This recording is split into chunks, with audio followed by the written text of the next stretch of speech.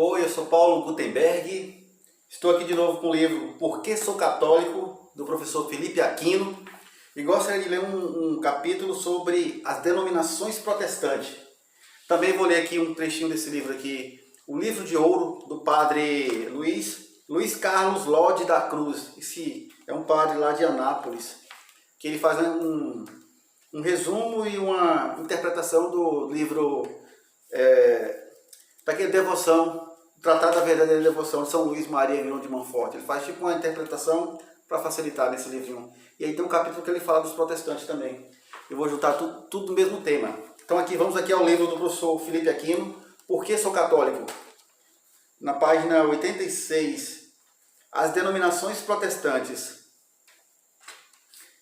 Se os católicos conhecessem melhor a história das denominações protestantes, não aderiam tão facilmente a elas ou as deixariam sem demora, porque perceberiam que as obras, que são obras de homens que se opõem à intenção de Jesus Cristo e que foram fundadas 15 ou mais séculos após Jesus. Isso mesmo, somente após a Reforma Protestante no século XV. 15 séculos, é muito tempo, né? 1500 anos que aí começaram a surgir essas denominações, e hoje são milhares de denominações. Será a mesma coisa seguir Jesus Cristo e seguir um profeta do século XVI ou do século XXI? Para que você tome consciência do enorme intervalo histórico entre Jesus Cristo e as denominações protestantes, publico a seguir uma relação com as suas principais denominações, denominação, fundador, data e local de onde surgiu. Ele faz um parâmetro aqui, ele fala que o nome daquela denominação e onde surgiu, quem fundou. Então ele começa pela Igreja Católica, né, que é a Igreja Universal. Igreja Universal de Cristo. Igreja Católica, fundador Jesus Cristo, o ano mais ou menos ano 30, local Palestina. Aí ele vem aqui. Luterana, que já tem 1500 anos depois. Luterana, Martinho Lutero, fundador, o ano 1517 na Alemanha.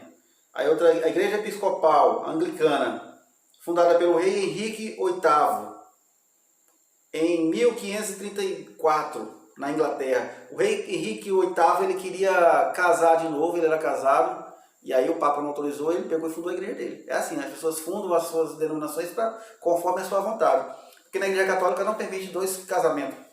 O casamento é um sacramento que é indissolúvel, a não ser que a pessoa faleça, né, não pode casar de novo, fica viúvo, aí a outra pode casar, ou então tem um processo também para anular o casamento, né? Quando acontece alguma coisa que a pessoa casou enganado ou algo do tipo, aí anula. Mas fora isso, não pode anular casamento, você não pode casar de novo. Casou uma vez na igreja, não pode casar de novo. Você vê que é uma igreja muito séria. E aí o Henrique VIII lá da igreja anglicana, que é episcopal, ele fundou a igreja dele.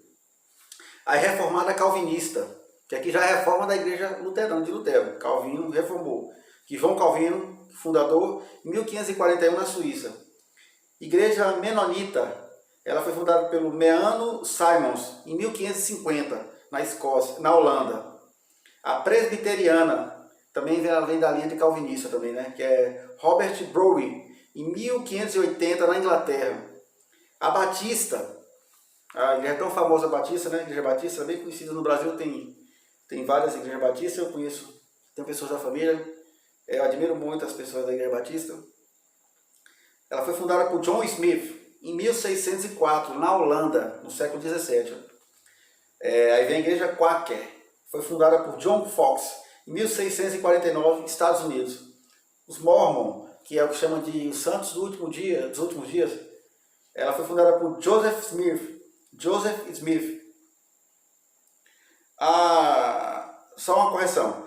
A Igreja Metodista ela foi fundada por John Wesley em 1739 na Inglaterra. A Igreja dos Mormons ela foi fundada por Joseph Smith.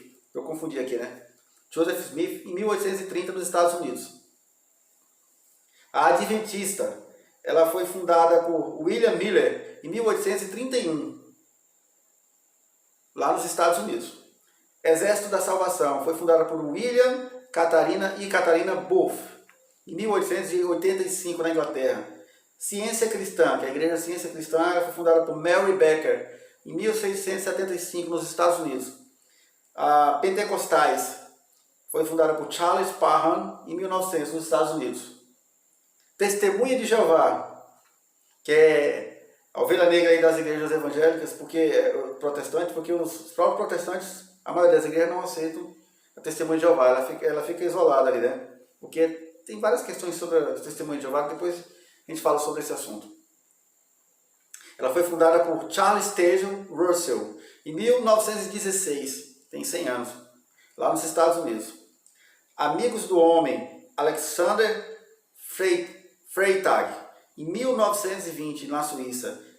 Aí ele dá um pulo, teve várias aqui, aí ele pula aqui já para a Universal do Reino de Deus, de Macedo, em 1977. Se eu não me engano, aquela igreja lá da Graça, do R.R. Soares, a outra igreja também do Valdomiro, elas foram esses fundadores saíram da Igreja Universal, né? De fundar as suas igrejas. Fora os outros que saíram também, né?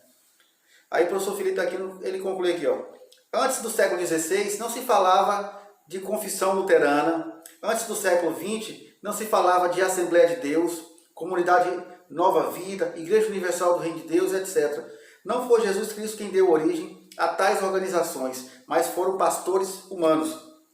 Na raiz de todo este esfacelamento,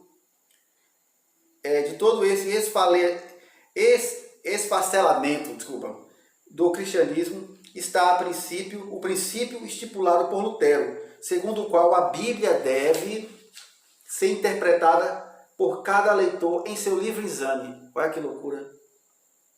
O que quer dizer? Cada qual sente e entende a Bíblia como bem lhe pareça. Em consequência, tira as conclusões que julga adequadas sem orientação da Igreja. Tal princípio leva o protestantismo a se autodestruir cada vez mais, dividindo-se e subdividindo-se em comunidades, das quais as posteriores pretendem sempre reformar as anteriores e são reformadas pelas que surgem depois. Olha que bolo! Os membros de tais comunidades reformadas seguem apenas o sentir subjetivo e imaginário de um profeta e não mais a palavra de Jesus Cristo como tal. Este fundou uma só igreja, que ele confiou a Pedro, dando-lhe a garantia de sua assistência infalível até a consumação dos séculos. O protestantismo rachou a igreja primitiva e agora traz em si, geneticamente, a semente da divisão.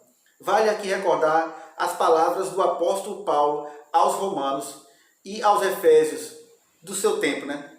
Que hoje parecem mais oportunas ainda do que nos tempos da igreja nascente. Paulo diz: rogo-vos, irmãos, que estejais alertas contra os que causam divisões e escândalos contrários à doutrina que aprendestes.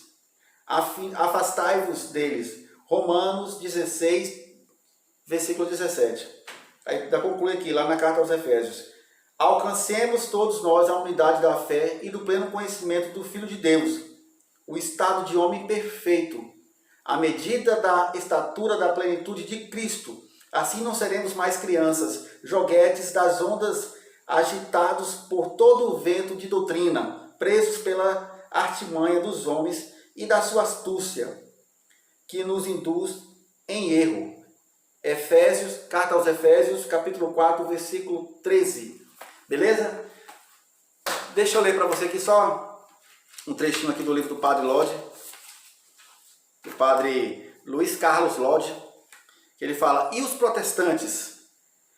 Há muitos de nossos irmãos separados que não aprenderam desde pequenos a não louvar a Maria e a não recorrer a ela. Ensinaram-lhes que ela não é santa, não é virgem, não é mãe de Deus, não está no céu, nem pode interceder por nós. Pobrezinhos, embora tenham mãe, pensam que são órfãos e ensinam isso aos outros.